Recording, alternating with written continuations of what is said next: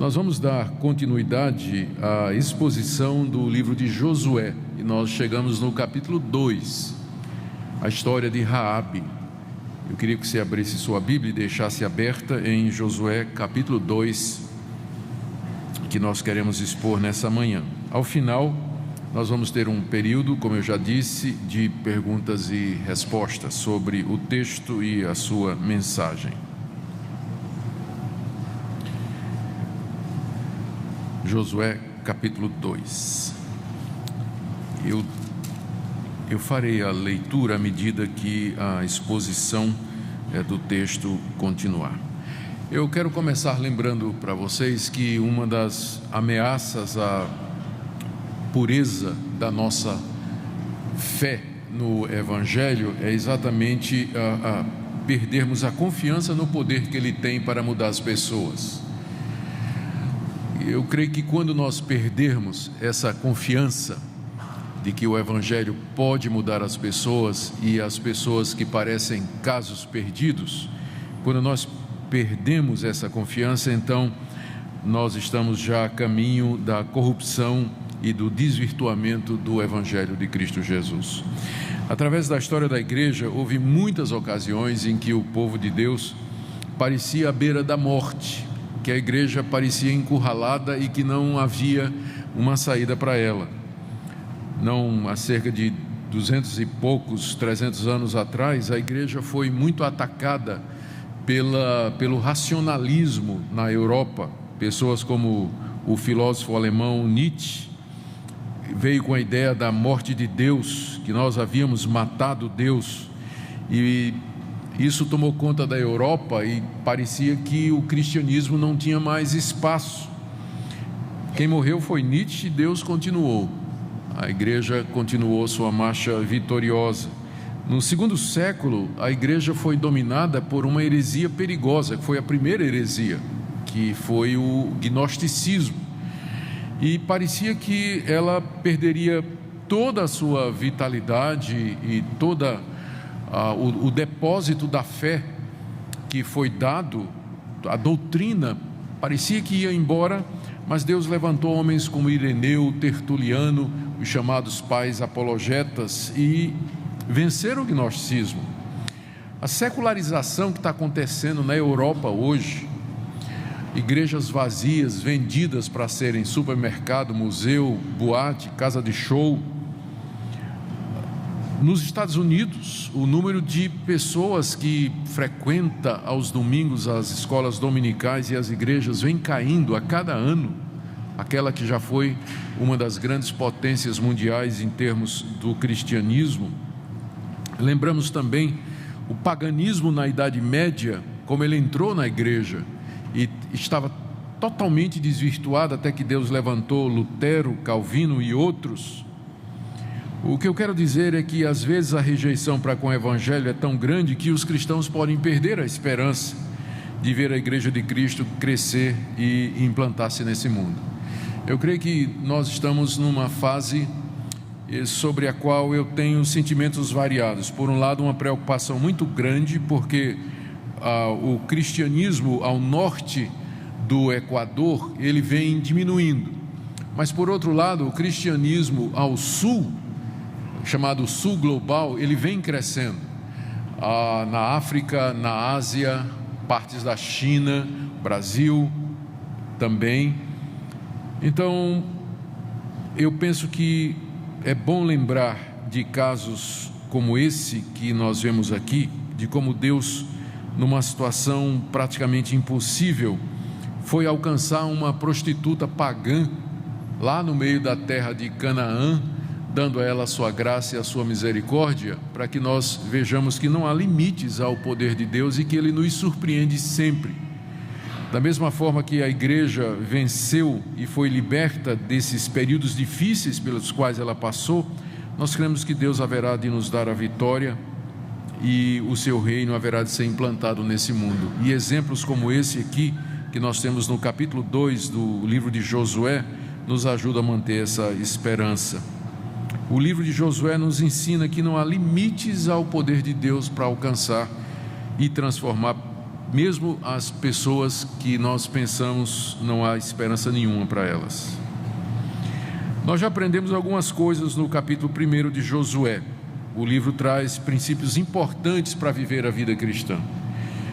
O livro narra como Deus cumpriu as promessas que havia feito a Abraão, Isaque e Jacó de dar uma terra e um descanso à sua descendência. E mostra também como os exércitos de Israel entraram em Canaã, a terra prometida, e a conquistaram debaixo da liderança de Josué. No domingo anterior, nós vimos alguns princípios práticos para enfrentar os problemas da vida no texto que fala da preparação para atravessar o Jordão. E hoje nós queremos falar a respeito da misericórdia de Deus em alcançar as pessoas impossíveis, aqui no capítulo 2, através da história de Raabe. Não há limite para o amor, para a graça e a misericórdia de Deus em salvar pecadores. Vamos entender o texto primeiro. Se você me acompanhar com sua Bíblia. Primeiro, Josué manda espiar a cidade de Jericó. Está aí no verso 1. De Sitim, que era o local onde eles estavam acampados, enviou Josué, filho de Num, 2 homens secretamente como espias. 2 homens como espias, dizendo: andai e observai a terra e Jericó. Sitim ficava de frente para Jericó, estavam separados pelo rio Jordão. O que Josué queria era que aqueles 2 homens entrassem na cidade e descobrissem os pontos fracos da cidade. Jericó era a primeira cidade na entrada da terra, era o primeiro grande desafio de Josué como general e do povo de Israel como exército. Jericó era uma cidade muito antiga, era uma das mais antigas ali, e ela era bem fortificada. Ela tinha um muro muito alto e largo, a ponto de se poder passar de cavalo e carruagem por cima do muro, a ponto de se poder construir casas em cima desse muro. Então pense no muro grosso, no muro largo. A cidade era fortificada como se fosse um pequeno reino. O prefeito da cidade era chamado de rei. Era assim que funcionavam as cidades na terra da Palestina naquela época. Cada cidade era um pequeno feudo, um reino, com um rei, com uma corte, com um exército. E via de regra, essas cidades eram fortificadas para evitar que fossem tomadas. E esse sistema de fortificação com muralhas foi o sistema de defesa mais usado no mundo antigo, até que descobriram a pólvora. Então, depois da descoberta da pólvora, esses muros não tinham mais efeito, contra os canhões e outros artefatos que eram feitos. Mas enquanto a pólvora não foi descoberta, era de fato uma proteção eficaz. Era um muro alto, em cima do qual ficavam os exércitos numa posição de defesa vantajosa, e com frequência essas cidades eram inexpugnáveis. A única forma de vencer uma cidade dessa era cercá-la durante algum tempo, às vezes anos, até que o pessoal de dentro morresse de fome e de sede, porque não deixava entrar nem sair ninguém.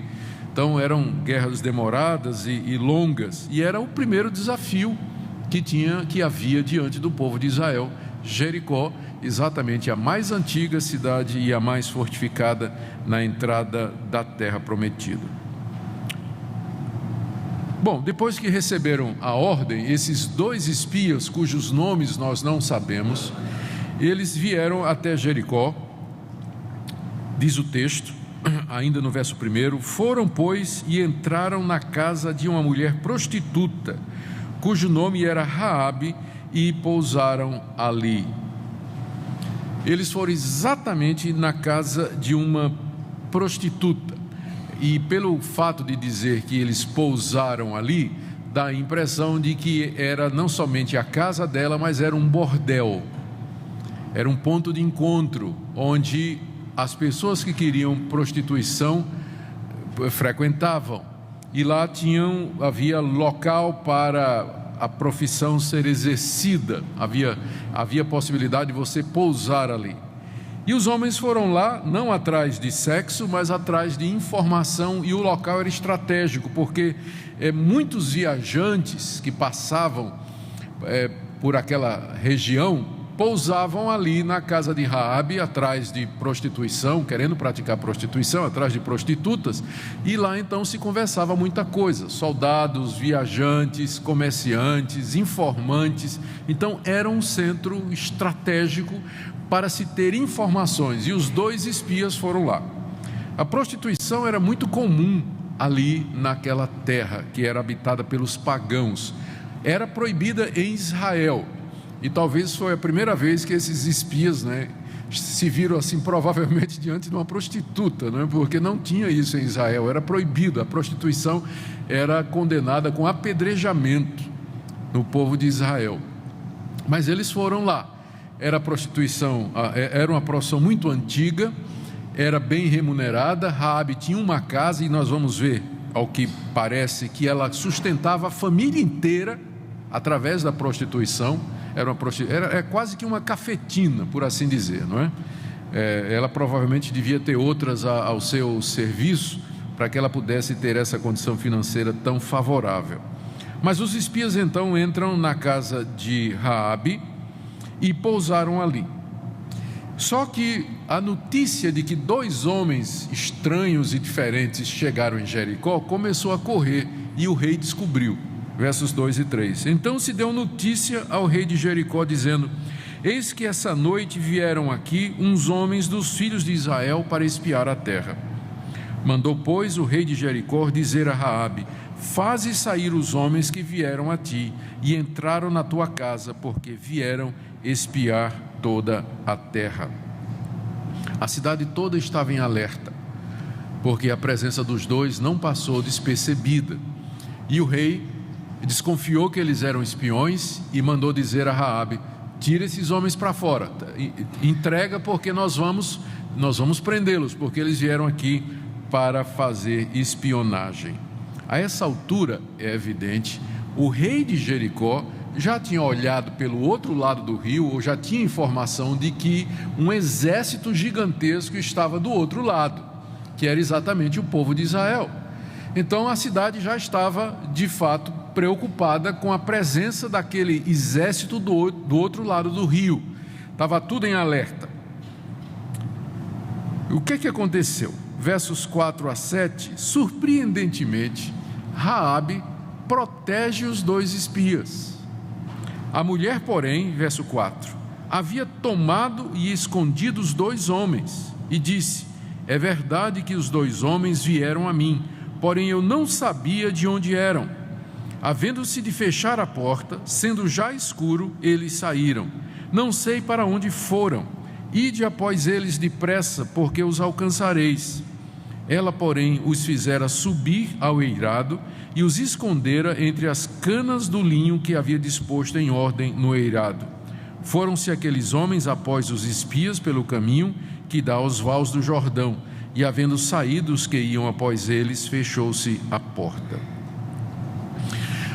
Na casa de Raabe, como era de costume, se usava o teto para secar o trigo e a palha, se chamava eirado. É uma espécie de primeiro andar descoberto, onde se colocava esses mantimentos ali para secar e depois serem consumidos como alimento. Raabe, então, sabendo que o rei vinha atrás dos 2 espias, ela resolve salvá-los e os esconde por debaixo da palha. Os coloca no teto e os esconde entre as canas de linho, que estava em ordem, estava lá tudo arrumadinho, secando no sol. E quando os soldados chegam, ela manda os soldados no caminho errado, dizendo: de fato esses homens já estiveram aqui, mas eles já foram embora. E eles saíram pelo Val do Jordão. O Val era um local que dava para atravessar. Eles já foram. Se vocês correrem, vocês ainda pegam. Vão lá, que eles saíram faz pouco tempo. Vão entrar, foi por aqui, ó. E mostrou o rumo, né? E os soldados então desceram da casa de Raabe e foram em perseguição aos espias. E quando saíram, fecharam as portas da cidade, porque a cidade agora estava em estado de alerta vermelho, né? Vermelho ainda não, mas estava chegando. A situação estava crítica. Alguém aqui a essa altura, com certeza, vai falar a respeito da mentira de Raabe, né? porque ela mentiu ou não. Ele mentiu, não é? Os soldados perguntaram: cadê os homens? Já foram embora. Estava ali, né? Já foram por aqui. E as pessoas perguntam o que é que a gente faz com a mentira de Raabe, não é? Bom, a verdade é que mentira é sempre mentira. E vocês notam que o autor do livro de Josué, ele não emite nenhum juízo sobre a atitude de Raabe, se ela fez certo, se ela fez errado. Ela não há um julgamento de valor feito sobre a atitude dela, mas o que nós temos que lembrar é que ela era uma cananita. Ela não tinha um padrão moral como havia na nação de Israel, que tinha um mandamento dizendo: não darás falso testemunho. Era uma mulher que não tinha ainda o pleno conhecimento de Deus, embora a essa altura ela já tinha fé em Deus, mas era uma nova convertida que ainda não tinha conhecimento dos padrões de Deus com respeito à verdade e à mentira. A mentira sempre é mentira e ela nunca deveria ser justificada em circunstância nenhuma. Você vai encontrar pessoas que vão dizer que devido às circunstâncias ou diante de algumas circunstâncias você prefere o mal menor. De fato, o mal menor aqui era proteger com mentira os espias, mas não deixa de ser um mal. Foi pecado, foi errado, foi. Não tem dúvida nenhuma. Mas porque mentira é sempre mentira. Não tem como você dizer que não foi uma mentira. De fato foi. Mas o que a gente pode fazer é atenuar a atitude de Raabe, lembrando que ela não tinha esse padrão moral que caracteriza o povo de Deus e a nação de Israel, que tinha recebido a revelação. Ela agiu dentro daquilo que ela sabia e podia, pelo motivo certo. Eu me lembro quando os nossos filhos eram menores, a gente sempre viajava de São Paulo para Recife, fazia essa viagem todo ano, durante 11 anos, eram 3 dias para ir, 3 para voltar, era muito divertido, não é? E lá e uma das brincadeiras que a gente gostava de fazer no carro para passar o tempo, era a gente tentar qualificar ou classificar algumas atitudes que a gente toma na vida. Por exemplo, um caso como esse era a coisa certa. Você tem 4 possibilidades na vida quando você vai tomar uma decisão: você fazer a coisa errada pelo motivo errado, você fazer a coisa certa pelo motivo certo, você fazer a coisa errada pelo motivo certo e você fazer a coisa certa pelo motivo errado. Então, na vida, tudo se encaixa nessas 4 coisas. E a gente ficava inventando ou levantando situações práticas do dia a dia para ver em que se encaixava. A de Raabe é a coisa errada pelo motivo certo. Ela tinha um motivo certo, que era salvar aqueles homens, só que o método foi esse método errado, não é? Na vida sempre vai ser uma dessas 4 coisas. A gente sempre deve procurar fazer a coisa certa pelo motivo certo. Pelo motivo certo. Mas nós vamos ver mais adiante a misericórdia que Deus teve dessa cananita.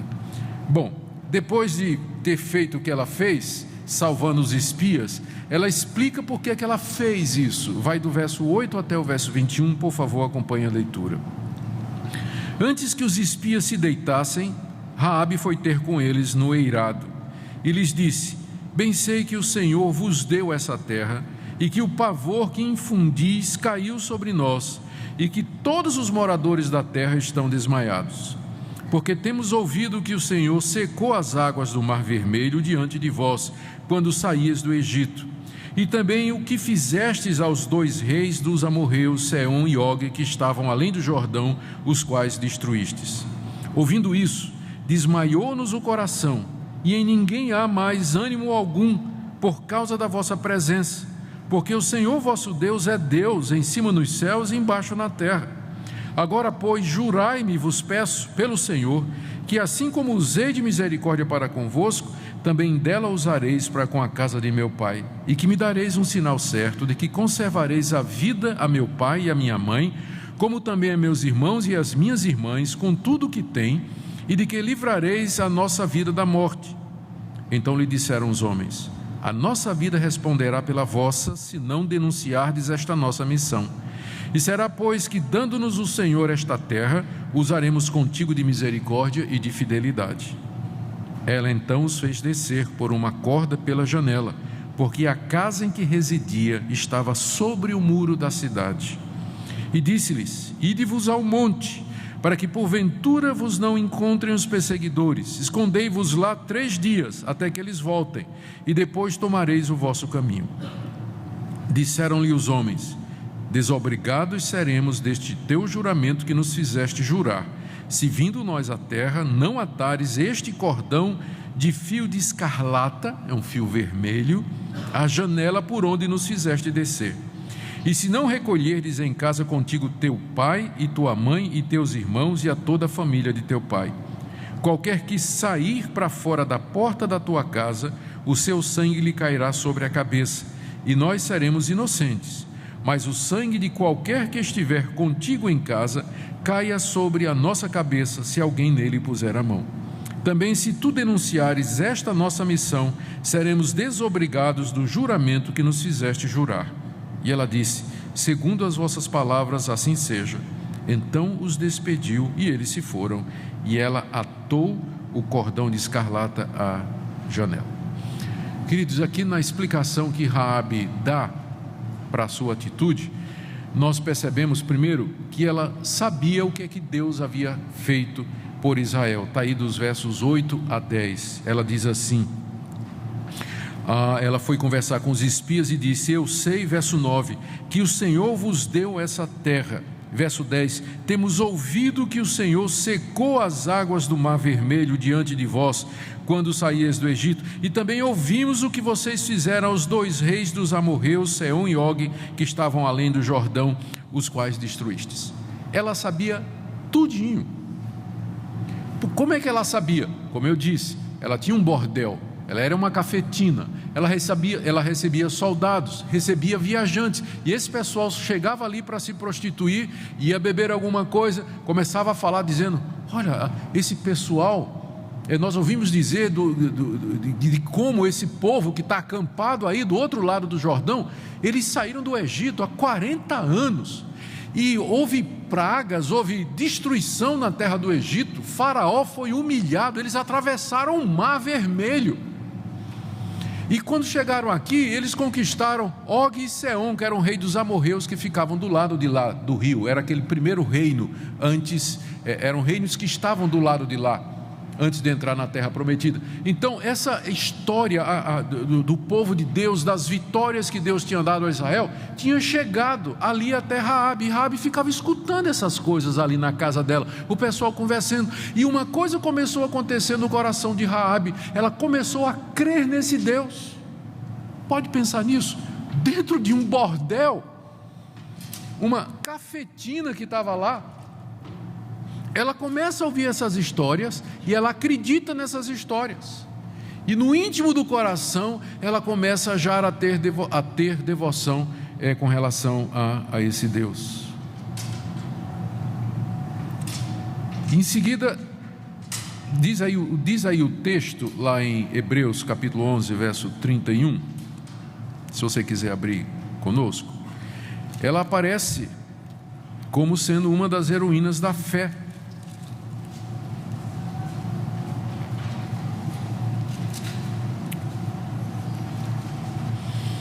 Diz aí Hebreus 11, 31.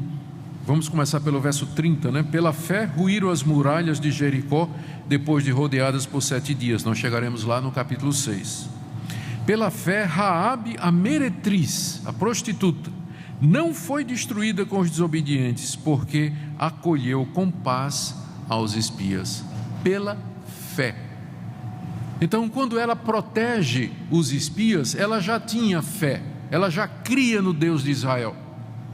Contra todas as possibilidades, a semente da fé nasce lá naquele coração. É por isso que nós dizemos que que Deus sempre nos surpreende, e Ele vai usar a verdade, aonde essa verdade chegar, Ele haverá de usá-la, como nós vemos com tanta clareza aqui.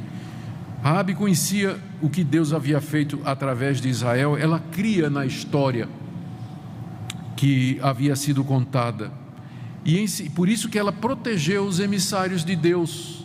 Ela entendeu que aqueles dois eram da parte do povo de Deus e por isso os protegeu e deu importante informação militar. Disse: olha, está todo mundo com medo aqui na cidade, todo mundo está apavorado, o rei está apavorado com a presença de vocês do outro lado do rio Jordão.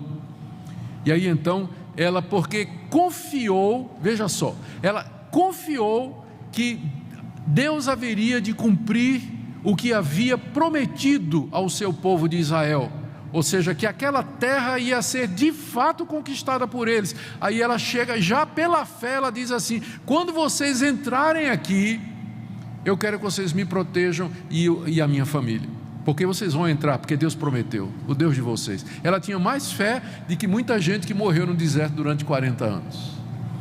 Uma vez Jesus Cristo disse: nem mesmo em Israel encontrei fé como essa. Você vai encontrar, se for fazer uma aplicação, seria mais ou menos o seguinte: é possível que tenha gente fora da igreja que tenha mais fé do que a gente, que tenha mais confiança em Deus do que a gente, porque às vezes nós somos devagar para crer nas promessas de Deus ou para viver como nós deveríamos viver. Fora do povo de Deus, você tem aqui uma cananita que confiava a ponto de dizer: quando vocês entrarem aqui, vocês me protejam e protejam a minha família, porque Deus vai cumprir o que prometeu. Bom, e então eles fazem um pacto, não é? Eles fazem um acordo. O acordo era que se Raabe ficasse calada, não denunciasse os espias, então os espias dariam informação a Josué e no dia da conquista Raabe seria poupada. Mas como descobrir qual é a casa de Raabe? Quando os soldados viessem, né, como saber? E então o acordo foi que ela ia pendurar uma fita vermelha, um fio de escarlata na janela. E é claro, esse é o tipo de simbolismo que evoca a nossa mente messiânica, não é? É um símbolo do sangue de Jesus. A ideia do vermelho já aponta para isso. Não falta sermão sobre o fio escarlata, dizendo que era um símbolo do sangue de Cristo, derramado pelos nossos pecados e para salvar inclusive Raabe. De qualquer forma, foi esse o sinal que eles combinaram, que Raabe haveria de colocar aquela fita vermelha na janela para identificar a casa, a única casa que deveria ser poupada no dia da invasão. E feito o acordo, Raabe desce os espias pela janela, pela janela do alto da montanha, digo da muralha, e eles então vão embora e voltam para casa. Diz aí o verso 22 a 24, como a história termina: foram-se, pois, e chegaram ao monte, e ali ficaram 3 dias, até que voltaram os perseguidores, porque os perseguidores os procuraram por todo o caminho, porém não os acharam. Assim os 2 homens voltaram e desceram do monte, e passaram e vieram a Josué, filho de Num, e lhe contaram tudo quanto lhes acontecera. E disseram a Josué: certamente o Senhor nos deu toda essa terra nas nossas mãos, e todos os seus moradores estão desmaiados diante de nós. Há muitas coisas que nós podemos aprender com essa história, queridos, história surpreendente. Eu vou destacar 3 ou 4 que me parecem mais importantes e também que mostram a razão pela qual elas estão na Bíblia. Por que essa história está na Bíblia? Primeiro, nós aprendemos aqui a graça de Deus na salvação de pecadores. Como Deus é gracioso, misericordioso e bom. A graça e o amor de Deus alcança os piores. Gente, pensemos nisso. Raabe era uma cananita, fazia parte de um povo que durante 500 anos habitava aquela terra e que havia provocado a ira de Deus com a idolatria, com a imoralidade, com a corrupção. Era privada da verdade, ela adorava outros deuses. A ordem que Deus tinha dado era que Israel destruísse todos aqueles povos. Ela era uma prostituta, que era uma coisa comum em Canaã, uma prostituta bem sucedida. Ela tinha uma casa no alto da muralha, e era uma espécie de Alphaville, né, de Jericó, e ela sustentava a família toda, o pai, os irmãos, tudo dependia dela.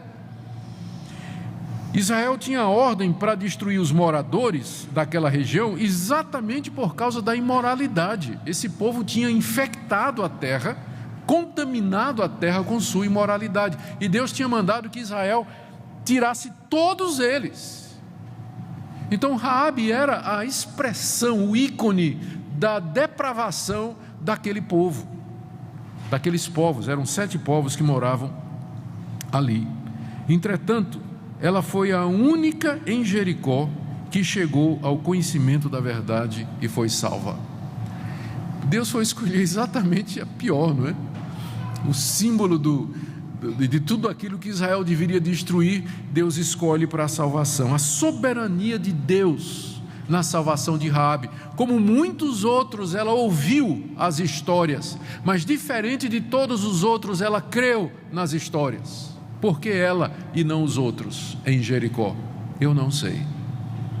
Da mesma forma que eu não sei porque que Deus me deu a graça de crer, quando todos os meus amigos, jovens de adolescência e mocidade, nenhum deles crê até o dia de hoje. Por que que eu e não os meus amigos? Por que não Fernando? Por que não Del? Por que não Marcos? Por que não eles? E eu não sei. Mas a história de Raabe ilustra a soberana graça de Deus em salvar pecadores, aqueles que a gente imagina que não tem a menor expectativa. Ela foi exatamente aquela que ouviu e creu. Então essa história nos aponta primeiro para a graça de Deus. Segunda coisa, nos aponta a providência de Deus na salvação de pecadores. Eu não tenho a menor dúvida de que Raabe foi eleita para a salvação antes da fundação do mundo. Ela faz parte daquele grupo que a Bíblia diz que Deus predestinou antes da fundação do universo e que Deus escolheu de acordo com o bom prazer da sua vontade. Desde a eternidade Deus tinha feito isso. Agora a pergunta é, como é que Deus escolheu Raabe para a salvação antes da fundação do mundo, mas Deus também disse que para ser salvo alguém tem que crer, e para crer ele tem que crer na verdade. E para que creia na verdade, alguém tem que ir lá contar. Ninguém vai ser salvo sem conhecer a verdade e ouvir a verdade. Como é que Deus ia salvar uma eleita perdida lá no meio de Canaã? A resposta foi a profissão que ela escolheu. E os viajantes que chegavam ali evangelizando, sem saber que estavam evangelizando, contando as histórias que eles tinham ouvido. As pessoas perguntam às vezes, e se Deus tiver um índio eleito lá no meio da floresta amazônica? Pensa no caso de Raabe. Deus vai fazer a verdade chegar até lá. De uma forma ou de outra, o conhecimento de Deus vai chegar. Não há limites para a providência de Deus. Deus tem a história, as circunstâncias na mão dele. Ele faz o que ele quer. Durante essa semana eu estava fazendo a devocional, o culto doméstico com a Minca e a Aninha em casa, e a gente está estudando, está lendo o livro de Samuel, o primeiro livro de Samuel, que o pessoal geralmente diz 1 Samuel, né? Eu fico pensando, é a primeira carta de Samuel para quem? Né? O pessoal fala 1 Samuel, é primeiro livro de Samuel, né? Então estava lendo o primeiro de Samuel, e aí chegamos naquela parte em que o povo pede a Deus um rei. Pede um rei. E próximo episódio, próxima sequência é dizendo que as jumentas de Quis, o pai de Saul, se soltaram. Eu até pensei num título para um sermão. Os israelitas pediram um rei e as jumentas se soltaram.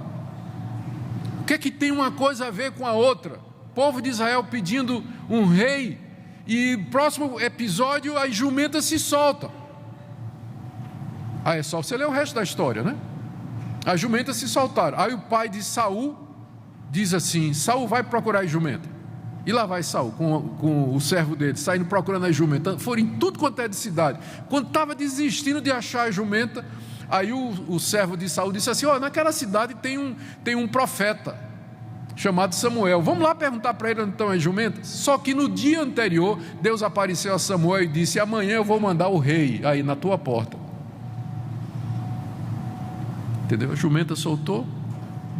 Com isso, Saul foi bater na porta de Samuel, que já estava pronto para ungí-lo rei sobre Israel. É o Deus que guia a providência. Nada é por acaso. Nada é por acaso. Até um burro se soltando, não é por acaso, né? Deus tinha um plano com aquilo, um projeto para aquilo.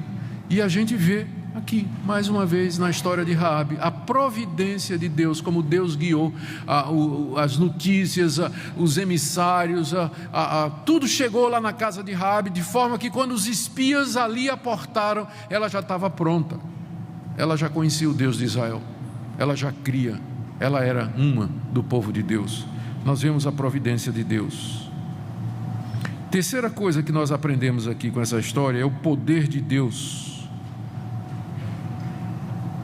O poder de Deus na transformação de pessoas.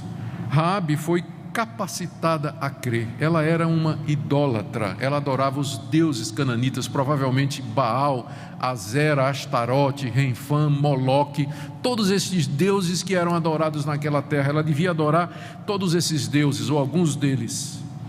Mas agora ela foi capacitada a crer, e não só isso, ela creu e temeu o juízo de Deus. Ela temeu o juízo de Deus que haveria de vir sobre aquela terra.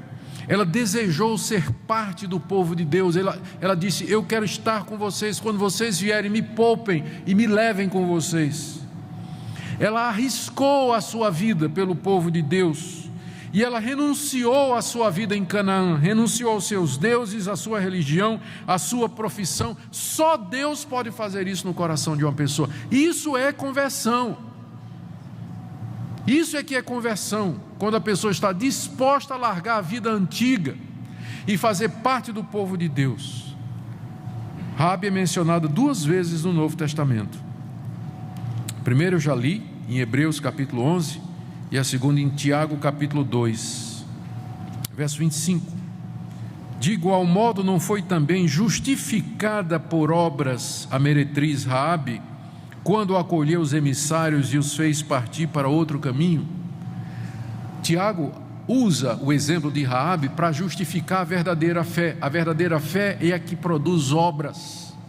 Qual foi a atitude que Raabe tomou, que provou que ela tinha fé? Ela arriscou a vida para proteger os 2 emissários do povo de Deus, com isso renunciando. A partir dali, ela havia se tornado traidora do seu povo. Mas é que ela já tinha escolhido que povo ela queria pertencer. Ela queria pertencer ao povo de Deus.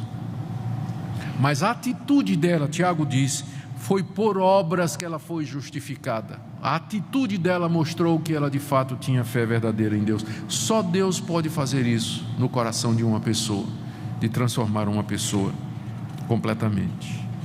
A última coisa que eu queria mencionar aqui, que nós aprendemos sobre Deus com esse capítulo a respeito de Raabe, é a misericórdia que Deus teve com essa mulher.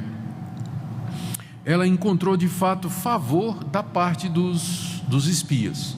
Quando nós chegarmos no capítulo 6, vamos ver dos versos 22 a 25, que ela foi salva juntamente com toda a sua família da condenação da cidade. A cidade foi totalmente destruída, todos foram mortos ao fio da espada, mas Raabe e sua família foram poupadas. Deus teve misericórdia dela. Mas mais do que isso, Raabe foi recebida e aceita pelos israelitas como parte do povo de Deus. Está lá no capítulo 6, eu vou me adiantar um pouquinho, né? Verso 25. Josué conservou com vida a prostituta Raabe e a casa de seu pai e tudo quanto tinha, e habitou no meio de Israel até o dia de hoje, porque esconderam os mensageiros que Josué enviara a espiar Jericó. Ela habitou no meio do povo de Israel, foi recebida agora no seu novo povo. Mas mais do que isso, ela casou, e a gente sabe o nome do marido dela. Ela casou e ela teve um filho, que teve um filho, que teve um filho, que teve o rei Davi, que teve um filho, que teve um filho, que teve um filho. De onde veio quem? Jesus Cristo. Que que misericórdia de Deus, pegar essa mulher e ela entra na linhagem de Jesus Cristo. Ela é uma das ancestrais de Jesus Cristo, tetravó de Davi e ancestral de Jesus Cristo. Você a encontra aqui em Mateus, capítulo 1.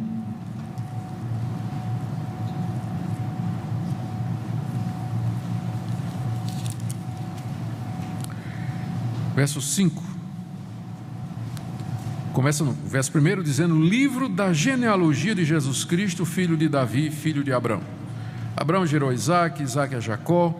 Aí vem a relação. Aí no verso 5 diz: Salmão gerou de Raabe a Boaz, e este de Rute gerou a Obed, e Obed a Jessé, e Jessé gerou ao rei Davi.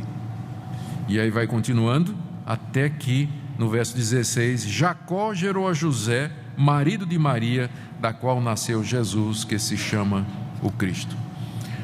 Raabe é celebrada entre os judeus até o dia de hoje, dentro da tradição judaica. E para nós cristãos, ela se tornou exemplo de fé e de obras. Alguém que creu e alguém que agiu mediante a fé. Algumas aplicações, queridos.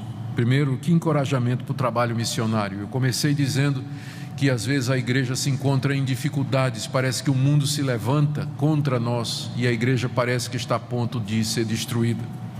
Mas o Deus de Raabe é o mesmo Deus hoje.